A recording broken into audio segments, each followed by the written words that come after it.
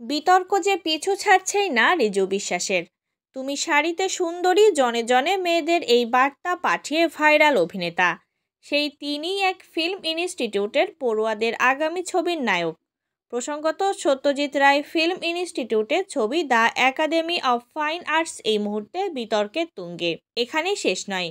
যে বার্তা কাটার মুকুট পরিয়েছিল তাকে, সেই বার্তা এতটাই জনপ্রিয় যে আইনজীবীদের পরামর্শ মেনে অভিনেতা তার পেটেন্ট নিতে চলেছেন। রিজু নিজেই এই কথা জানিয়েছেন ভারতীয় সংবাদ মাধ্যম আনন্দবাজারকে। প্রসঙ্গত, নিমেষে রিজুর বার্তার স্ক্রিনশট সমাজ মাধ্যমে ছড়িয়ে পড়তেই কটাক্ষের বানভাসি। রাতের ঘুম উড়েছিল অভিনেতার। অবশেষে তার মুখে হাসি ফিরেছে। পরিচালক অনিক দত্তের সহকারী হিসাবে বেশ কিছুদিন কাজ করেছেন সৌভিক ভট্টাচার্য। অপরাজিত সহ বেশ কিছু ছবির কাজ করেছিলেন তিনি। চলচ্চিত্র উৎসবের জন্য সৌভিক একটি ছবি বানাতে চলেছেন, নাম উপসংহার। ছবিতে রিজুর বিপরীতে ছোট পর্দার জনপ্রিয় অভিনেত্রী পায়েল রায়কে দেখা যাবে। রিজুর কথায় একটি ফিল্ম ইনস্টিটিউটের ফেস্টিভ্যালের জন্য ছবি বানাচ্ছে। পরিচালনায় সৌভিক। তিনি নিজেই আমায় বেছেছেন। আমার বার্তা ওর এতটাই পছন্দ যে ছবির ট্যাগলাইন হিসেবে ব্যবহার করছেন।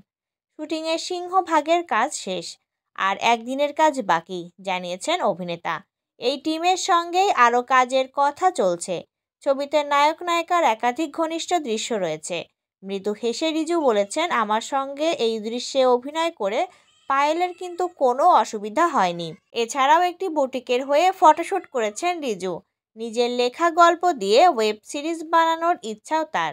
তবে তাকে আবার স্বাভাবিক জীবনে ফিরিয়ে দিতে পারে ধারাবাহিকে নিয়মিত অভিনয়। রিজু তাই ছোট পর্দার জন্য মুখিয়ে রয়েছেন।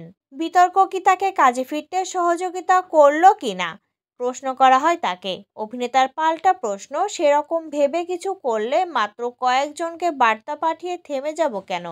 রিজু এও বলেছেন, আমি যাদের বার্তা পাঠাইনি এবার তারা অনুযোগ জানাচ্ছেন। হোয়াটসঅ্যাপে জানতে চাইছেন আমায় কেন লিখলেন না।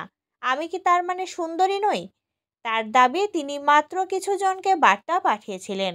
সেইগুলোরই স্ক্রিনশট নিয়ে বাকিরা সমাজ মাধ্যমে ছড়িয়েছেন।